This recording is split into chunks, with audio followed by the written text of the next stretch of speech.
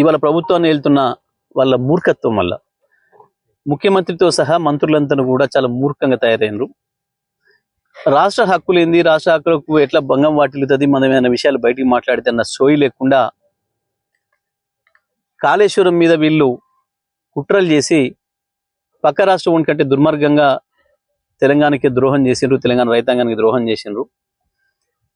ఒకవైపు మీరు వాడుకోవట్లేరు కాబట్టి మేము తీసుకుపోతామని చెప్పి చంద్రబాబు నాయుడు కుట్రలు చేస్తున్నాడు.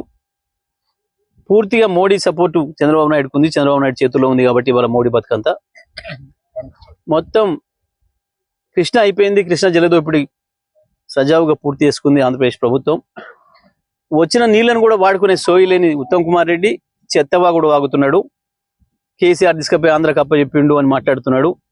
బుద్ధి లేకుండా గత 9 సంవత్సరాల్లో కృష్ణ నీళ్లు మనం ఎన్ని వాడినామో ఈ సంవత్సరం మీరెన్ని వాడినరో కేఆర్ఎంబి స్పష్టంగా చెప్పింది.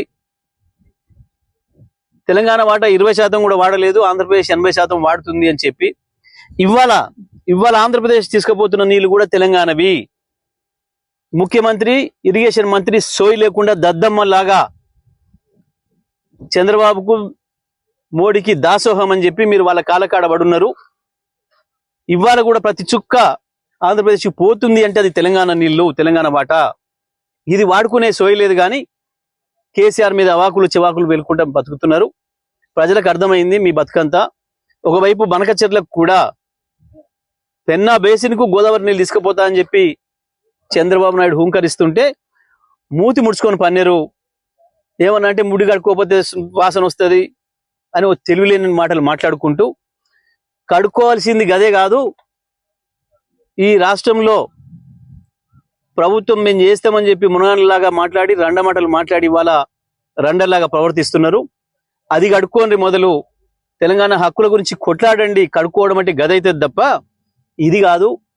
పోయి నీతి ఆయోగ్ను పోనని బహిష్కరిస్తా అని చెప్పి మాట్లాడినోడు ఈడిల పేరు పెట్టగానే ఇవాళ అది మాట్లాడుకోవడం కొరకు, మోడీ కాలు పట్టుకోవడం కొరకు నీతి ఆయోగ్ సమావేశానికి పోతున్నా అని చెప్పి దాన్ని తప్పించుకోవడం కొరకు ముందు రోజే కడుక్కోకుంటే వాసన వస్తుంది, ఇంకోటి చేయకపోతే ఇంకోటి అయితే చెత్త మాటలు మాట్లాడిపోయిండు. ప్రజలు అర్థం చేసుకోలేనే ఏం కారు. ఇవాళ కృష్ణా గోదావరిలో తెలంగాణ నీళ్లు వాటా కోల్పోయే ప్రమాదం వచ్చింది. తెలంగాణ ప్రజలందరూ కూడా విజ్ఞప్తి చేస్తా ఉన్నా, తెలంగాణ రైతాంగం అందరూ కూడా ఈ విషయంలో జాగ్రత్తగా ఉండాలి. కేసీఆర్ నాయకత్వంలో మరో ఉద్యమం చేయాల్సిన పరిస్థితి వచ్చింది.